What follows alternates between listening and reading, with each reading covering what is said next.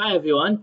In this video, I'm going to start off by going through a simple example of computing the Fourier transform of a non-periodic signal.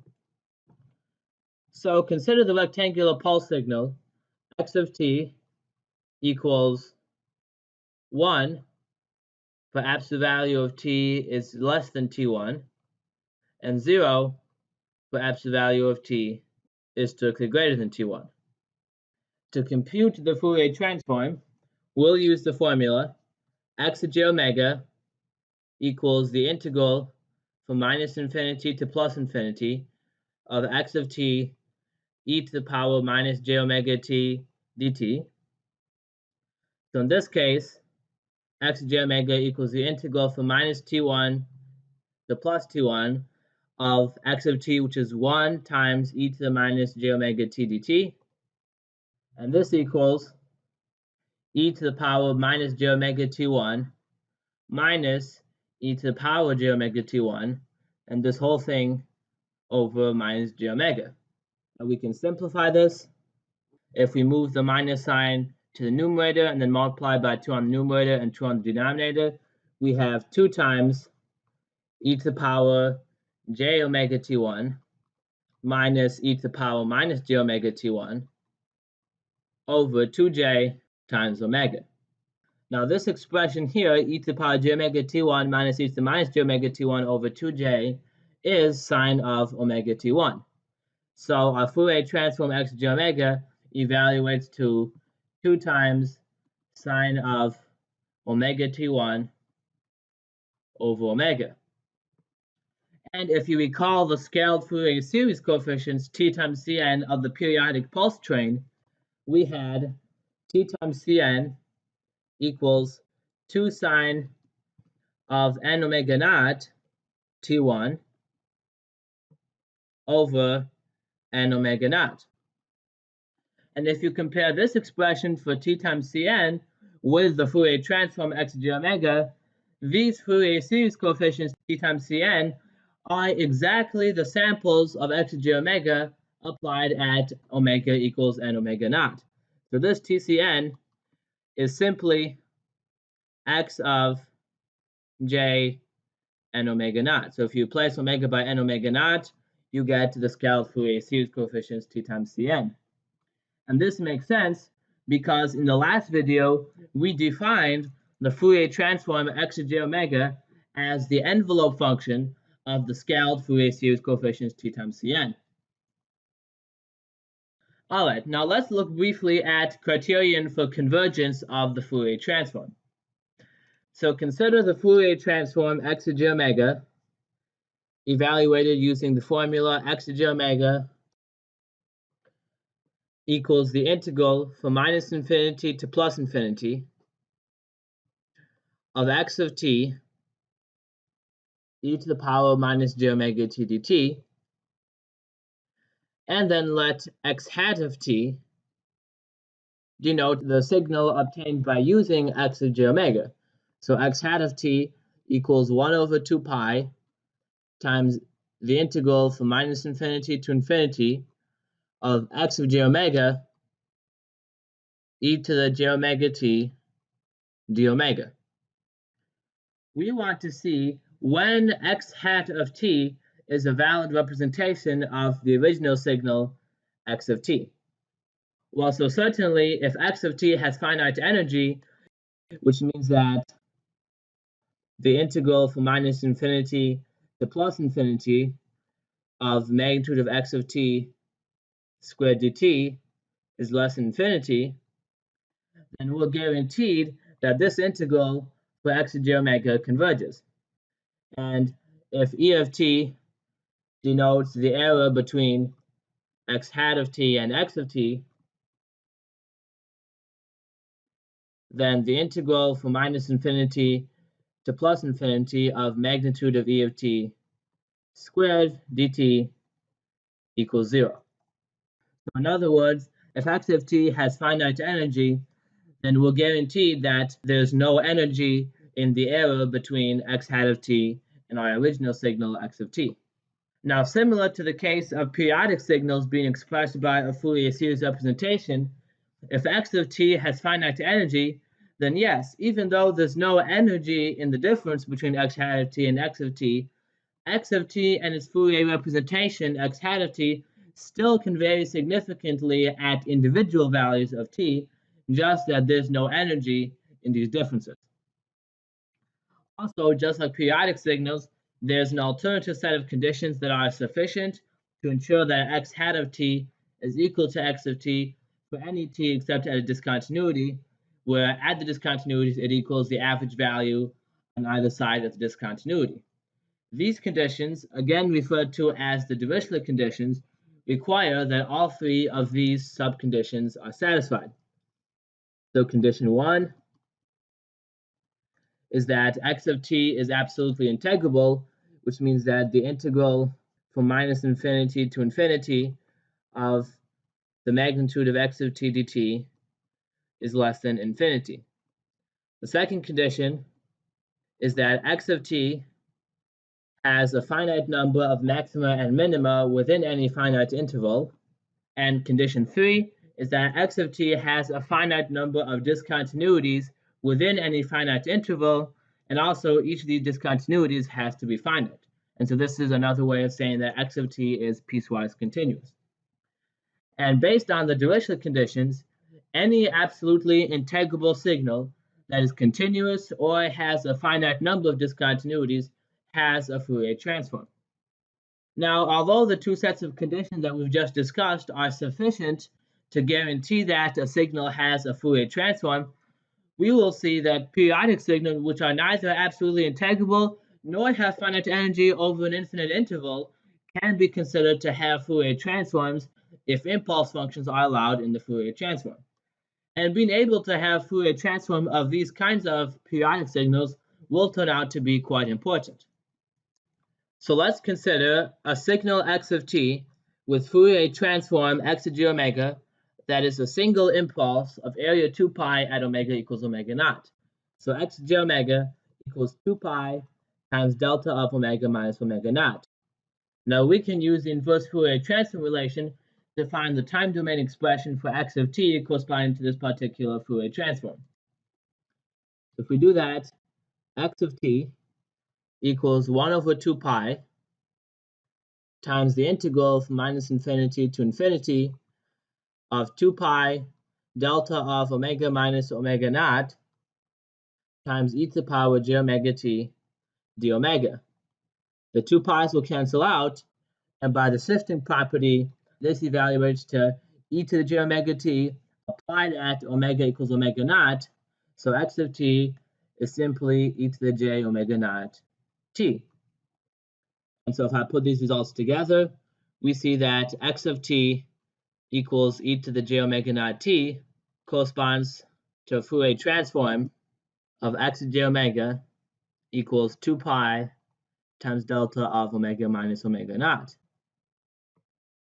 Now, this is a very interesting result, that the Fourier transform of a complex exponential e to the j omega naught t is in fact a scaled delta function at omega naught. And this makes sense because e to the j omega naught t is a complex exponential at frequency omega naught, so it only contains frequency content at that specific omega naught, which means that x to j omega, the frequency domain representation of x of t, should be 0 for all omega not equal to omega naught. And something even more remarkable is that if x to j omega is a linear combination of impulses equally spaced in frequency, so x to j omega equals the sum from n equals minus infinity to infinity of 2 pi times Cn delta of omega minus n omega naught, then by linearity of Fourier transform, we get x of t equals the summation from n equals minus infinity to plus infinity of Cn times e to the power j n omega naught t. So the Fourier transform of a periodic signal with Fourier series coefficient Cn is a train of impulses occurring at the harmonically related frequencies. And each impulse at the nth harmonic frequency n omega naught has an area of 2 pi times the nth Fourier series coefficient Cn. So if I combine these results, we see that an arbitrary periodic signal with Fourier series coefficient Cn has Fourier transform, the sum from n equals minus infinity to infinity of 2 pi times Cn times delta of omega minus n omega naught. Now let's look at a couple of examples to illustrate this. So let's go back to the same square wave or pulse train that we've been dealing with in the past few videos. So its Fourier series coefficients were Cn equals sine of n omega naught t1 over n pi. And so using this formula here, the Fourier transform should be x of j omega equals the sum from n equals minus infinity to plus infinity of 2 times sine of n omega naught t1 over n times an impulse at harmonic frequencies n omega naught. Now keep in mind that this is not the Fourier transform of the pulse, which was the envelope function of the scaled Fourier series coefficients of the periodic square wave. What we're doing here is we're finding the Fourier transform of the periodic square wave itself. Now, if we look at a plot of the Fourier transform x of j omega of the square wave versus omega for t equals 4t1, we see that the Fourier transform looks exactly like the line spectra of the Fourier series coefficients for the square wave, with the only differences being a proportionality factor of 2 pi and the use of impulses instead of the line spectra. Now let's look at another example. Let x of t be a single sinusoid of angular frequency omega naught. So x of t equals sine of omega naught t. We saw in the third video that the Fourier series coefficients of x of t equals sine of omega naught t were c1 equals 1 over 2j, c minus 1 equals minus 1 over 2j, and cn equals 0 if n is not equal to plus 1 or minus 1. And so using the result we got for the Fourier transform of a periodic signal with Fourier series coefficient Cn, the Fourier transform of sine of omega naught t would be x of j omega equals 2 pi over 2j times delta of omega minus omega naught minus 2 pi over 2j times delta of omega plus omega naught. This corresponds to n equals minus 1. And if I simplify this, we get j pi times delta of omega plus omega naught minus delta of omega minus omega naught. So sine of omega naught t in the time domain has a Fourier transform j pi times an impulse of area 1 at minus omega naught minus an impulse with area 1 at plus omega naught. And similarly, for x of t equals cosine of omega t, if we compare this with the amplitude phase representation of the Fourier series, we see that the Fourier series only consists of the fundamental harmonic n equals 1, and 2 times c1 equals the coefficient multiplying the cosine, which is 1, so c1 equals 1/2. And since cosine of omega naught t is a real signal, due to conjugate symmetry, c minus 1 equals c1 conjugate, which also equals 1/2. And since we only have the fundamental harmonic, Cn equals 0 for any n is not equal to plus 1 or minus 1. Now that we have the Fourier series coefficients for x of t equals cosine of omega naught t, we can find its Fourier transform. So x of j omega equals 2 pi over 2 times delta of omega minus omega naught plus 2 pi over 2 times delta of omega plus omega naught. And this equals pi times delta of omega plus omega naught plus delta of omega minus omega naught. And from this, we see that cosine of omega naught t in the time domain corresponds to a Fourier transform of pi times an impulse of area 1 at frequency minus omega naught plus another impulse of area 1 at frequency omega naught. And if we look at plots of the Fourier transforms of sine of omega naught t and cosine of omega naught t, we see that the Fourier transform of sine of omega naught t consists of a positive impulse at frequency omega naught and a negative impulse at frequency minus omega naught. So actually, a sinusoid at one frequency omega naught, like sine of omega naught t, consists of two frequencies, omega naught and minus omega naught. And we see the same thing for cosine of omega naught t, where the Fourier transform consists of two positive impulses, one at omega naught and one at minus omega naught. And it'll turn out that these two Fourier transforms, the Fourier transform of sine of omega naught t and cosine of omega naught t, will be very important when you learn about sinusoidal amplitude modulation systems later in the course. Now, before I conclude, I just want to go through one last example, which is finding the Fourier transform of an impulse train. Now, this signal, the impulse train, will be extremely useful when you learn about sampling towards the end of the semester. And so this signal, the impulse train, is defined as x of t equals the sum from n equals minus infinity to plus infinity of delta of t minus n times the period capital T. Now, since this signal is periodic, we can express it using a Fourier series expansion, where the Fourier series coefficients are given by Cn equals 1 over the period t times the integral from minus t over 2 to plus t over 2 of x of t e to the minus j n omega naught t dt, and x of t is the impulse train.